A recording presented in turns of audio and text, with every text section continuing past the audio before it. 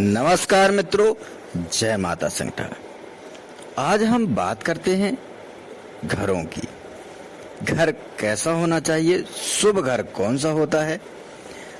तो अगर आपने हमारा चैनल लाइक एवं सब्सक्राइब नहीं किया है तो जरूर कर लीजिए। वर्गाकार, वर्ग के आकार का जिसकी चारों भुजाएं बराबर होती हैं, इस प्रकार का यदि आपका मकान है या घर है तो आप मान लीजिए कि आपके जीवन में समस्याएं आ ही नहीं सकती, आपको सदैव सुख ही सुख प्राप्त होगा। अब हम बात करते हैं आयताकार भूखंड की।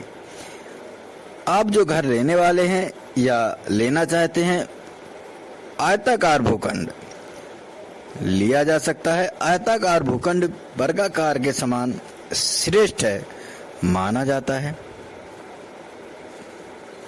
अब बात करते हैं गोल। गोल का मतलब है वृत्ताकार। अगर आपका जो भूखंड है वो वृत्ताकार है तो जो वृत्ताकार घर होते हैं वो तो दुर्लभ ही होते हैं और ऐसे घर मिल पाना आज के समय में तो मुश्किल ही है, लेकिन ये फिर भी शुभ होते हैं। अब हम बात करते हैं अर्धवृत्ताकार। जो अर्धवृत्ताकार घर होते हैं, चांद के आकार के घर होते हैं। इस तरह के घर वैसे बहुत कम ही मिलते हैं, लेकिन इन घरों में सदैव चोरी की, डकैती की, दुख या परेशानियों की जो समस्या है वो निरंतर बनी रहती है। तो ऐसे भूखंड को न खरीदें, उसमें घर न बनवाएं। अब हम बात करते हैं पंखाकार। पंखाकार जो घर होता है वो अच्छा नहीं माना जाता। ऐसे घर में पशु हानि, धन हानि होना स्वाभाविक है। समस्याएं निरंतर आती रहती हैं भूखंड में। भूखंड के जो लोग हैं वो कहीं ना कहीं परेशान ही रहते हैं, तो ऐसा घर न खरीदें। अब बात करते हैं ऐसे घर की जो अष्टकोणी है। यदि घर में 8 कोने हैं, अष्टकोण है, तो अष्टकोणी जो घर है वो घर वैसे मिलना तो मुश्किल है, लेकिन ये घर सदैव सफलता का सूचक कहा जा सकता है और ऐसा घर भाग्यशाली माना जा सकता है। अब हम बात करते हैं सक्टाकार। सक्टाकार का तात्पर्य है कि इस तरह के जो घर होते हैं वो बिल्कुल तीर की तरह, अगर हम कहें तो पेंसिल को अगर रख दें उस तरह का बनाए तो पेंसिल की तरह।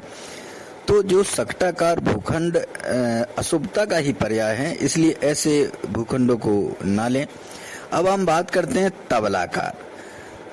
तबलाकार यदि जो आयताकार होता है, आयत की 2 भुजाएं जो छोटी होती हैं, उन भुजाओं में यदि 3 जो षड कोण होता है उसकी 2 भुजाओं को यदि बढ़ा दिया जाए तो वो तबलाकार भूखंड बन जाएगा। तबला या मृदंग के जैसा दिखाई देगा और ये भूखंड भी अशुभ माना जाता है, इसलिए इस तरह के भूखंडों को न करें।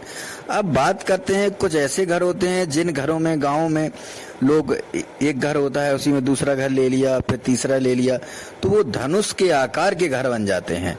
तो धनुष के आकार की जो आकृति होती है, इस तरह की आकृति मूल पाना तो हालांकि कठिन है, लेकिन ऐसी आकृति को नहीं लेना चाहिए। ये भीषण कष्टों से संबंधित होती है। अब हम बात करते हैं विषम बाहु भूखंड की। एक ओर से सही, दूसरी ओर से टेढ़े हुए जो भूखंड होता है विषम बाहु, ये भी अशुभ ही माना जाएगा, अशुभ प्रभाव डालता है। और अगर आप चाहें तो इस तरह के भूखंड के 2 भाग कर सकते हैं और एक भाग में आप बाग बगीचे लगा लीजिए, एक भाग में आप घर बनवा सकते हैं, तो इसका प्रभाव समाप्त हो जाएगा। अन्यथा ऐसे घर को ना लें। अब बात करते हैं अंडाकार की। अंडाकार भूखंड अशुभ होता है, इस तरह के भूखंडों से सदैव दूर रहें। अब आया त्रिकोणीय। त्रिकोणीय जिसकी तीनों भुजाएं बराबर होती हैं, ये भूखंड अशुभ होते हैं। तो ऐसे भूखंडों से आप ये मान लीजिए कि गृह स्वामी अगर राज की सेवा में है तो समस्याएं आएंगी, मुकदमे होंगे, पराजय, कारागार जैसी समस्याएं निरंतर तौर पर आती रहेंगी। इसलिए ऐसे भूखंडों को ना खरीदें। अब बात करते हैं पटलाकार भूखंड। पटलाकार का मतलब जो पटा होता है जिसमें भगवान उस तरह का जो भूखंड होता है। तो पटलाकार भूखंड की लंबाई चौड़ाई 3 और 1 के अनुसार मानी जा सकती है। और ऐसा जो भूखंड होता है इसका प्रभाव थोड़ा मिला जुला होता है। इस तरह के भूखंड में भी हम इसको शुभ नहीं कह सकते। अब बात करते हैं चक्राकार की। चक्राकार भूखंड तो मिल पाना बहुत ही मुश्किल होता है, लेकिन इस तरह के भूखंड यदि कहीं पर हैं तो ये बहुत भयानक अशुभ हैं और इनको दूर से ही नमस्कार करना चाहिए। सूर्पाकार, सूप के आकार का जो भूखंड होता है तो इस तरह का भूखंड अशुभ है। ऐसे भूखंडों में यदि आप रहते हैं तो मान लीजिए कि घटनाएं घटेंगी। अब हम बात करते हैं ऐसे भूखंड की जो वर्गाकार होता है और लंबाई चौड़ाई भी एक समान होती है, लेकिन वर्गाकार भूखंड से ये थोड़ा सा भिन्न होता है। इसे भद्रासन कहते हैं, क्योंकि इसके मध्य का जो भाग होता है वो बिल्कुल समतल होता है और यह भी भूखंड शुभ कहा जाएगा। अब बात करते हैं षटकोणी की। षटकोणी भूखंड की 6 भुजाएं होती हैं और इस तरह का जो भूखंड होता है काफी देखने में मिलता है, लेकिन ये भूखंड शुभ होता है। धन लाभ और स्वास्थ्य इससे संबंधित होता है। और इस तरह के भूखंड में कई तरह के त्रिभुज बने होते हैं, तो स्वाभाविक ही इसमें अशुभ प्रभाव समाप्त हो जाता है। लेकिन ऐसा भूखंड मिल पाना थोड़ा मुश्किल है। गोमुख भूखंड। व्यापार एवं वाणिज्यिक गतिविधियों के लिए गोमुख भूखंड को शुभ माना जाता है और यह भूखंड बहुत अच्छा होता है। अगर इस तरह का भूखंड मिलता है तो जरूर लेना चाहिए। और निवास के लिए यह भूखंड नहीं है, ये व्यवसाय के लिए ही है। अब बात करते हैं द्विषटकाकार भूखंड की।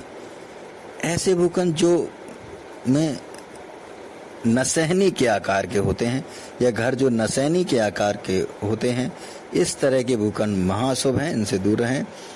और नालाकार भूखंड आपने देखा होगा, लंबाई चौड़ाई की अपेक्षा दुगनी होती है और लंबे से होते हैं। ऐसे भूखंडों को छोड़ देना ही श्रेयकर है।